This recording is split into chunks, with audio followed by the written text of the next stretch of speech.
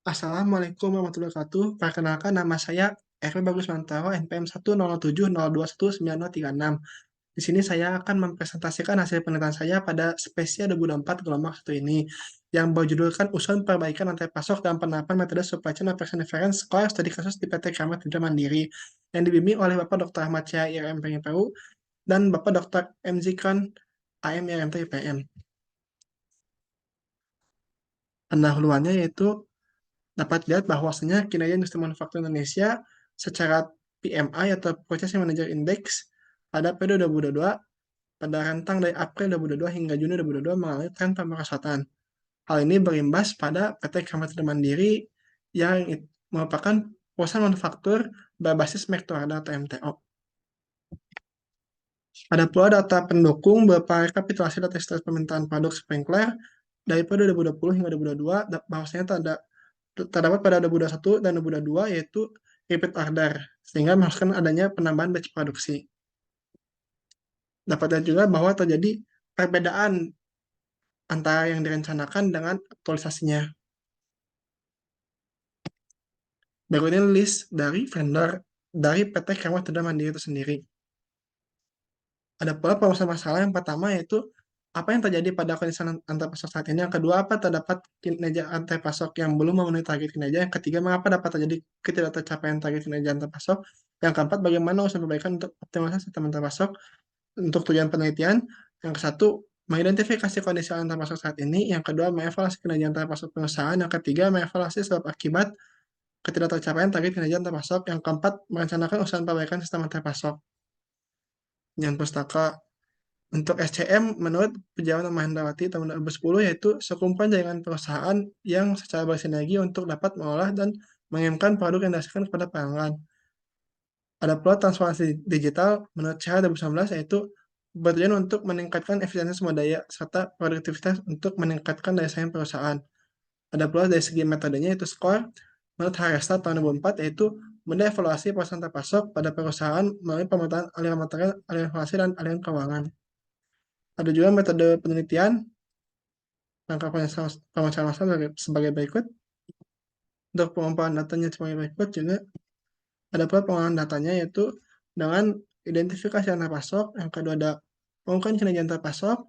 Ada juga analisis ketidaktercapaian target kinerja antar pasok. Berikutnya ada penentuan prioritas perbaikan matrix score. Yang kelima ada usaha perbaikan sistem rantai pasok untuk menghasilkan sistem rantai pasok yang lebih optimal. Ada apa hasil penelitian pembahasan sebagai berikut. Ada apa nih? Merupakan produk yang sedang akan diproduksi oleh PT Kramat Hidro Mandiri, yaitu sprinkler, berupa gambar teknik sebagai demikian. Ada juga identifikasi KPI dari Plan Source Make Delivery dan Return ini terdapat 38 KPI, sehingga divalidasi dulu diperoleh 15 KPI oleh para responden dari yang mewakili PT Kramat Hidro Mandiri itu sendiri. Ada juga identifikasi aliran terpasok, mulai dari PO, purchasing order, ada juga dari segi procurement-nya, serta turun ke proses produksi dan dilakukan delivery kepada customer. Kita ada pencapaian aktual KPI-nya. Ada pula pengukuran kinerja terpasok. Dapat lihat bahwa terdapat KPI yang tidak tercapai. Di antaranya ada KPI P104, KPI M101, M201, dan M202, serta yang terakhir ada S102. KPI yang tidak tercapai tersebut akan dilakukan analisis tidak tercapai target kinerja oleh diagram Fishbone. Dari segi aspek 4S, yaitu surrounding, supplier, skill, dan sistem. Berikut ini ada pengumpulan data kuesioner tingkat kepenuhan matrix score oleh beberapa responden, yaitu responden pertama seperti demikian, responden kedua seperti demikian juga, responden ketiga juga seperti demikian. Ada pula pengumpulan data penentuan prioritas perbaikan matrix score dari perspektif dimensi dan KPI. Diperoleh bobot KPI totalnya seperti demikian.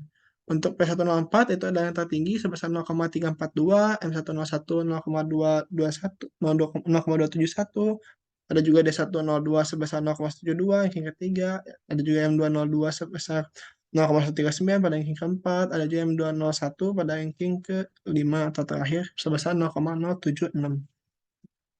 Ada pula urusan perbaikan sistem rantai pasok dengan penerapan UDU pada sistem ERP, ada juga teknologi RFID untuk sistem informasi perusahaan, jadi akan melakukan digitalisasi. Dan pula seperti ini dengan instalasi modul-modul UDU. Serta yang terakhir adalah penerapan dari teknologi RFID itu sendiri. Berarti ada RFID tag, ada juga RFID reader yang akan saling terkoneksi pada database perusahaan menggunakan sistem ERP itu sendiri. Untuk kesimpulannya, yang pertama adalah hasil identifikasi kondisi rantai pasok saat ini memang masih belum efektif secara prosedur karena menimbulkan siklus manufaktur waktu yang lebih lama. Ada juga pengukuran kinerja terpasok yang tidak memenuhi target yaitu KPI M104, M101, M201, M202, dan D102. Ada juga faktor penyebab tidak tercapainya target KPI dan tanya penambahan batch produksi, komponen yang dikirim vendor ada yang cacat, tidak tersedia teknologi digital, pengenalan terpasok, ada juga menunggu pengiriman komponen dari setiap vendor dan keterlambatan siklus manufaktur sendiri. Yang terakhir ada urusan perbaikan dari penentuan prioritas perbaikan matriks Scrum menggunakan konsep digital supply chain untuk mengoptimalkan sistem rantai pasok dengan penerapan integrasi sistem ERP melalui instalasi modul software UDU dan sistem RFID. Sekian pembahasan dari spesial ini. Terima kasih banyak atas tontonan dan perhatiannya. Wassalamualaikum warahmatullahi wabarakatuh.